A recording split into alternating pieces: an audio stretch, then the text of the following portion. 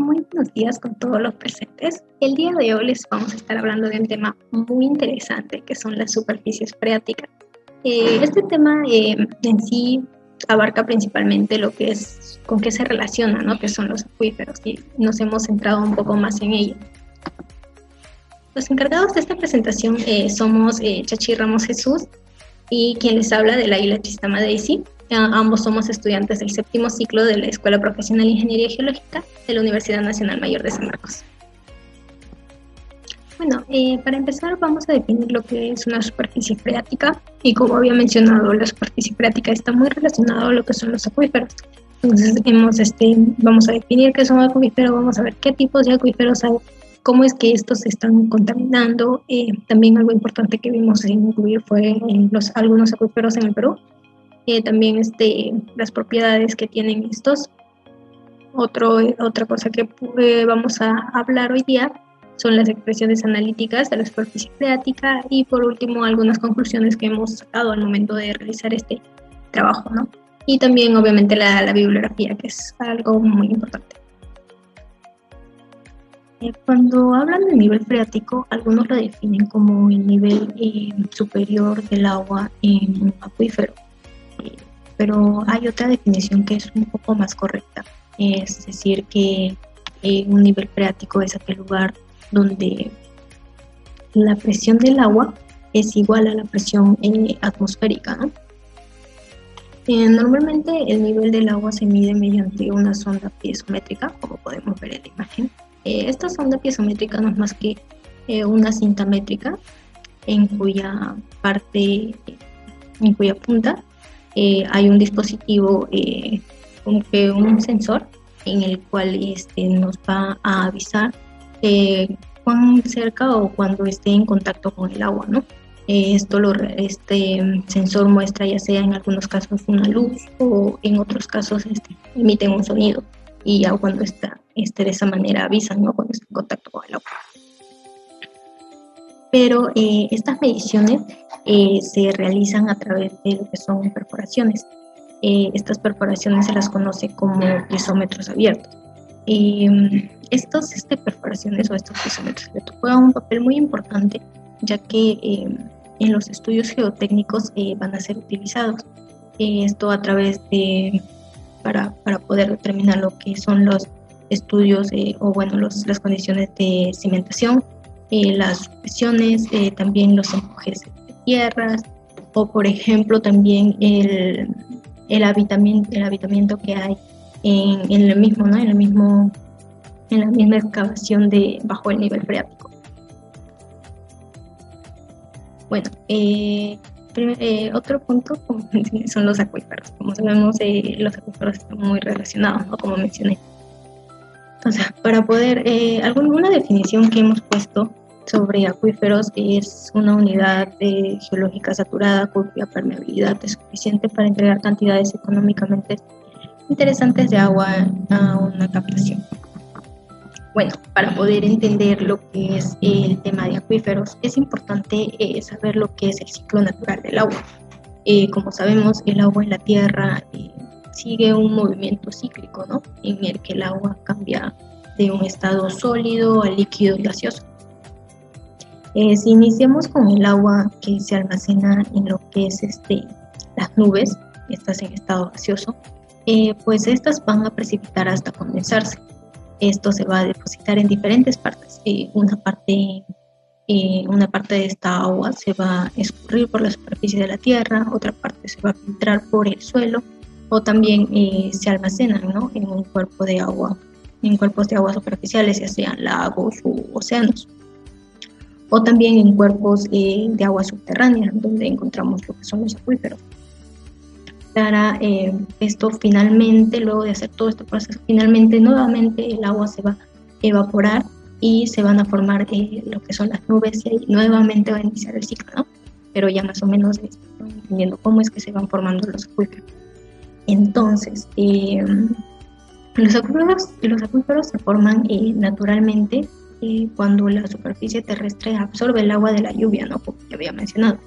Una vez absorbida esta agua, el agua pasa por diferentes capas de la roca subterránea, esto que por ser porosas, como sabemos, y algunas presentan algunas fracturas.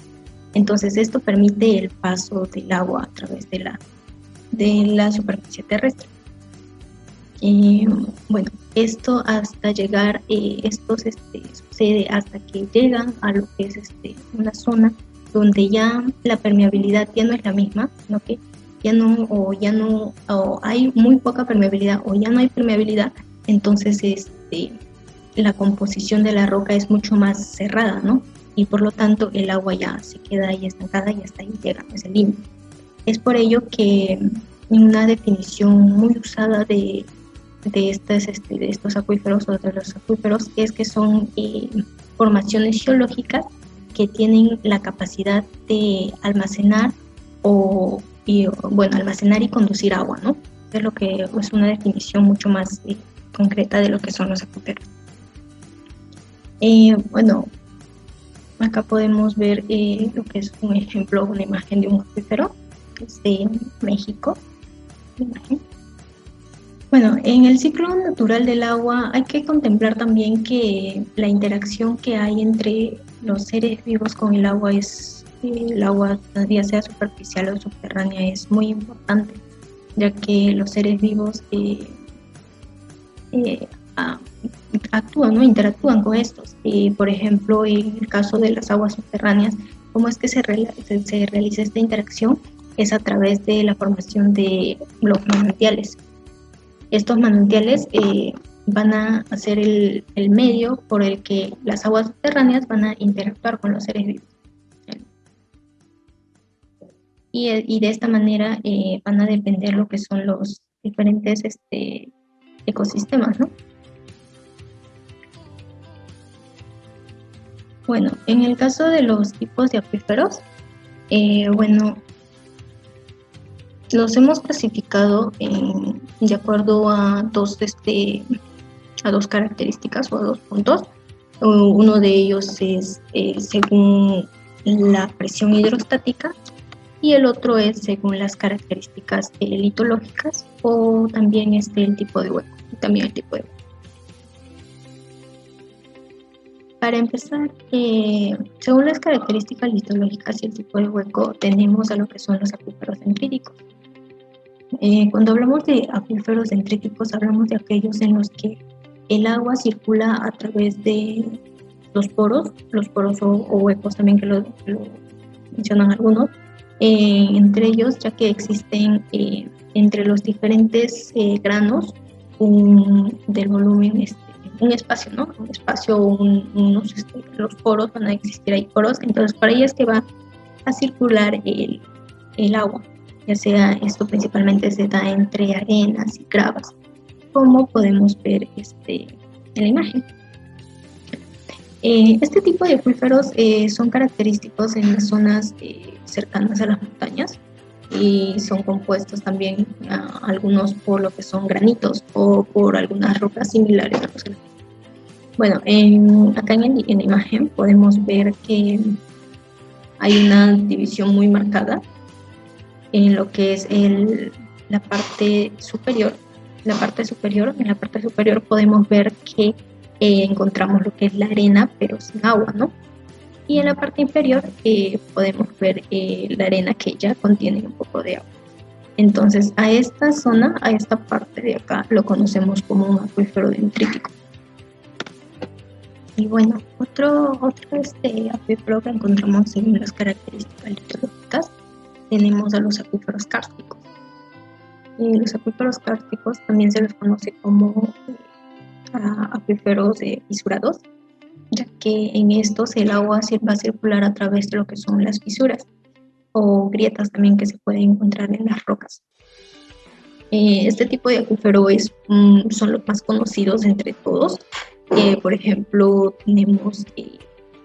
tenemos a lo que son las cuevas, estas cuevas de estalactitas, ya que son karstificados, ¿no? Entonces estos son un buen ejemplo. Y bueno, a través de estas cuevas pueden circular agua, siendo muchas veces estas cuevas lo que son ríos, son unos auténticos ríos estas cuevas que se encuentran. Bueno, algunos acuíferos según la presión hidrostática, creo que estos son los que más se utilizan para clasificar los tipos de acuíferos. Y bueno, tenemos a los acuíferos libres. Este tipo de acuífero, también llamado freático o capa freática, o bueno, también no confinados, tienen como base lo que es un acuitardo. ¿Qué es un acuitardo? Un acuitardo se denomina a una unidad geológica que presenta una porosidad suficiente para que se pueda transmitir cantidades significativas de agua. Pero ¿qué es lo que pasa? Que esta plaza de roca no tiene la suficiente permeabilidad. Esta permeabilidad no es suficiente para poder transmitir lo que es la cantidad de agua. Entonces, en otras palabras, podemos decir que un acuitardo es un material poroso, pero que no presenta tanta permeabilidad, ¿no? Algunos ejemplos de acuitardos que hemos encontrado, bueno, que son más comunes, tenemos a los limos, a algunas arenas arcillosas, o en algunos casos tenemos a las pizarras, pero que tienen poca fisuración. Bueno, pero como podemos observar, la parte de su techo no está restringida por una capa impermeable, sino que su límite superior es la superficie freática, como podemos ver, la superficie freática. En este caso, como sabemos, la superficie freática es donde la presión del agua es igual a la presión atmosférica, ¿no? Como ya había mencionado. Bueno, de modo que este acuífero libre está abierto a la atmósfera y como el agua no llena completamente la unidad geológica, la superficie freática puede ya sea subir o bajar libremente. Esto en función de la recarga o descarga que está teniendo, ¿no? Sin embargo, hay variaciones en la presión atmosférica que no pueden afectar la posición de dicha superficie, como por ejemplo pueden hacer variar transicionalmente lo que son el nivel de agua subterránea en un pozo abierto. Bueno, otro tipo de acuífero que encontramos son los acuíferos semiconfinados. Este tipo de acuífero se forma cuando el acuífero, valga la redundancia, se encuentra limitado por lo que son acuitardos. Como ya mencioné que son los acuitardos, no es necesario repetirlo. Y bueno, estos acuitardos los encontramos ya sea en la base o en la parte de las partes superior, ¿no? O el techo. A esto se lo conoce como acuífero semiconfinado, ya que el agua, en este caso, en el caso de este tipo de acuífero, el agua puede moverse libremente a través de los acuitardos, principalmente es hacia el de arriba, pero la permeabilidad es muy baja, como ya había mencionado, entonces no es tan fluido, no es tanta la fluidez del agua en esta zona. Bueno, en el caso de una zona de perforación, a este tipo de acuífero, el nivel de agua generalmente se encuentra por encima del techo y de esta manera es que se puede coincidir con la superficie freática.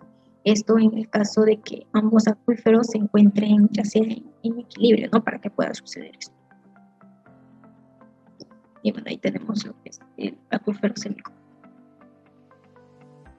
Bueno, otro acuífero que hemos encontrado y también que es muy conocido son los acuíferos confinados. Estos acuíferos son aquellos que se encuentran limitado en la parte de arriba y abajo, al igual que el semiconfinado, por lo que son los acuíferos. Pero en este caso, la unidad geológica que lo contiene son completamente saturados.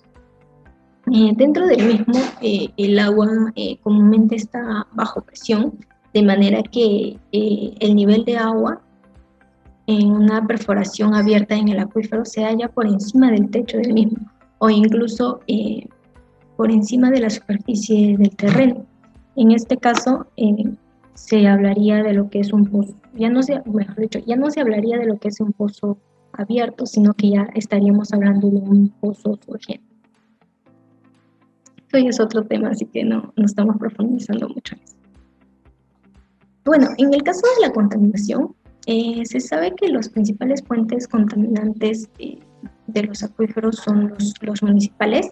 Dentro de los municipales tenemos a lo que son la disposición de los residuos en el suelo, la fuga de drenajes, también, bueno, en el caso de la fuga de drenajes estaríamos hablando de estas fugas de aguas residuales, ¿no? Obviamente.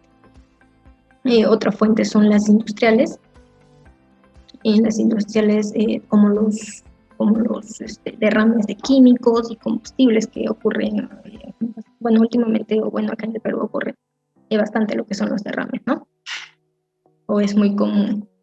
Bueno, también tenemos lo que son los agrícolas. En este caso, en los agrícolas principalmente son los usos de fertilizantes o pesticidas.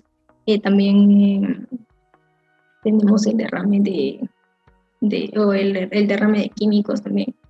También tenemos el arrastre de residuos de granjas, esto también, o el almacenamiento de superficies subterráneas, ¿no? Como los tanques o pozos, que en algunos casos estos o están mal construidos o están abandonados, ¿no? Y esto también es una fuente de contaminación de estas aguas.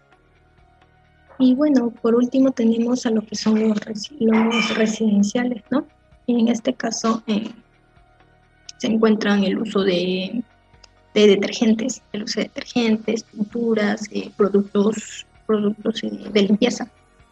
Estos son muy comunes, ¿no? Lo usamos diariamente. Y bueno, son contaminantes muy graves para lo que son las aguas o aguas. En el caso de los acuíferos en el Perú. Bueno, en el Perú tenemos 49 acuíferos evaluados por el ANA, y la explotación anual de los acuíferos o de las aguas subterráneas asciende a lo que es 1.630.13 hectómetros cúbicos. Esto es una evaluación que se realizó en el año 2012, así que quizás hasta la actualidad puede que haya variado, ¿no?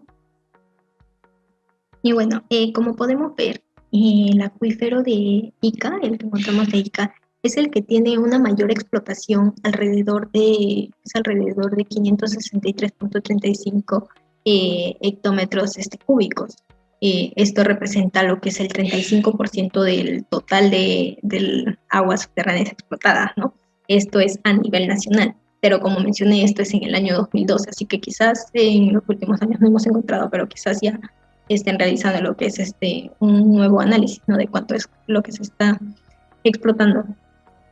Bueno, otro punto a resaltar es que en el Perú la mayor parte del volumen de aguas subterráneas explotadas o de acuíferos explotados representan el uso de la agricultura. Es allí donde se va todo la mayor cantidad de estas aguas.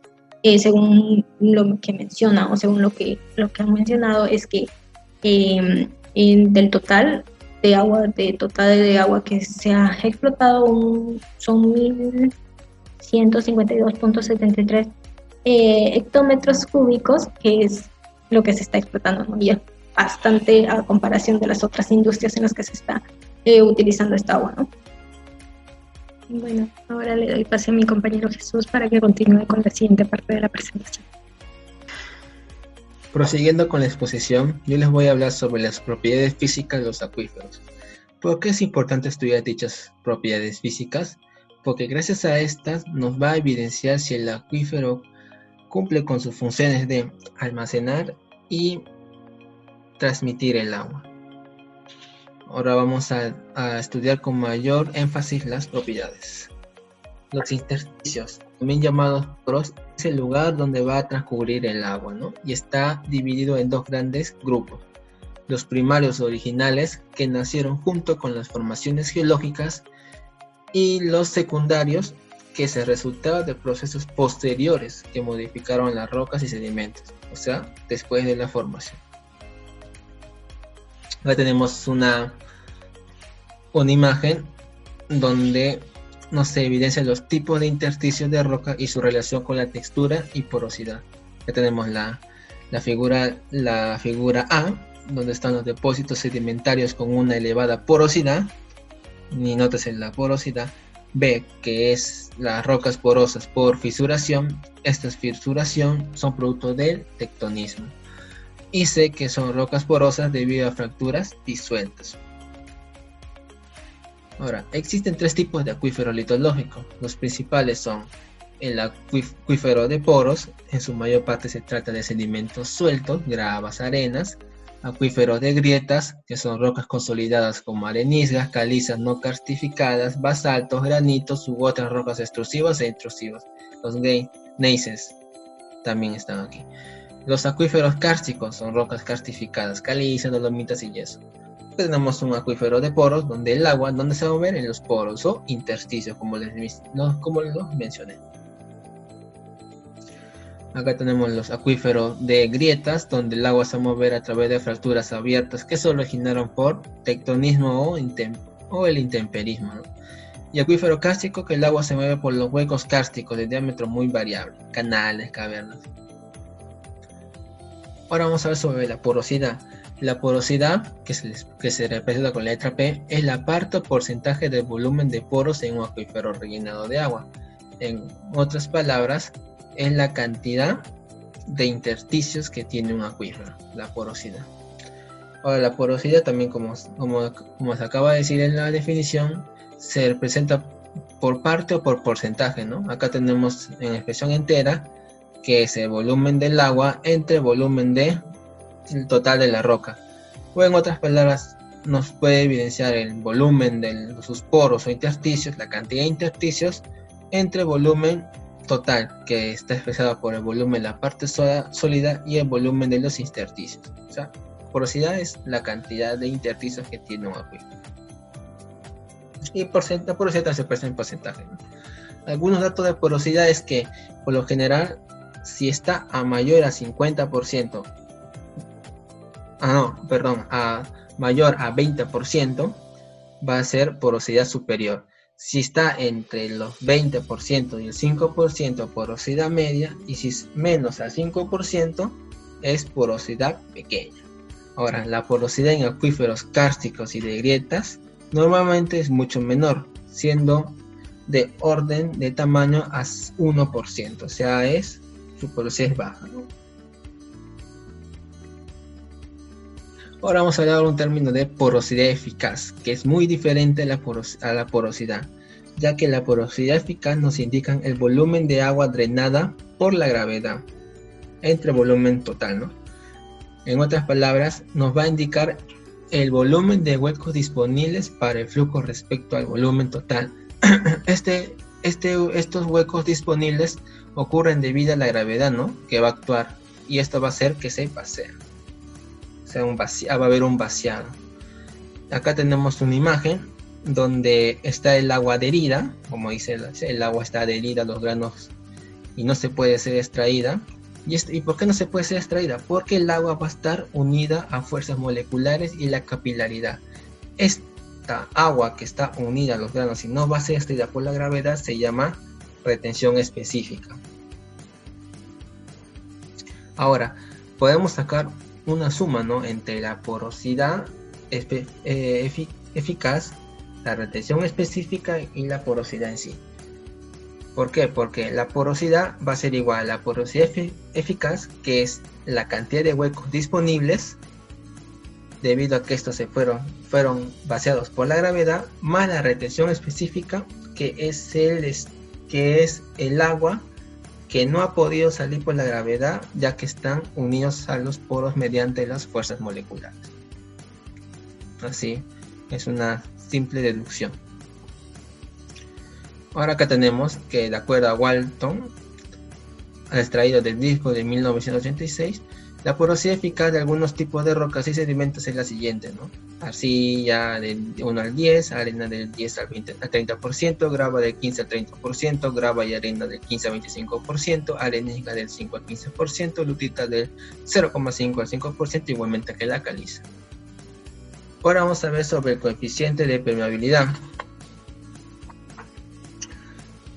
Los coeficientes de permeabilidad, también llamada conductividad hidráulica y se representa con la letra K, es la constante de proporcionalidad lineal entre el caudal y el gradiente hidráulico. Acá lo vamos a explicar con mayor entendimiento a través de la imagen, ¿no? Acá tenemos una imagen donde el caudal atraviesa al medio poroso a través de una sección que es perpendicular, ¿no? Acá tenemos el caudal perpendicular a una sección y esta sección es porosa, ¿no?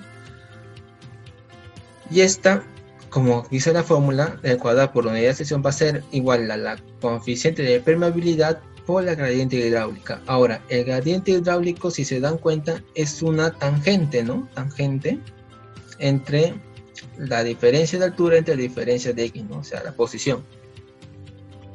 Ahora, al ser una tangente, va a estar ligada a la pendiente. En otras palabras, a mayor pendiente, mayor va a ser el gradiente hidráulico. Ahora, el gradiente hidráulico, si esto pasa a dividir, va a ser una relación directa, ¿no? Entre caudal. Caudal y gradiente hidráulico es directamente proporcionales. Uno aumenta, el otro aumenta. En otras palabras, a mayor va a ser el gradiente hidráulico, mayor va a ser mayor va a circular el caudal. Ya que tenemos la expresión matemática,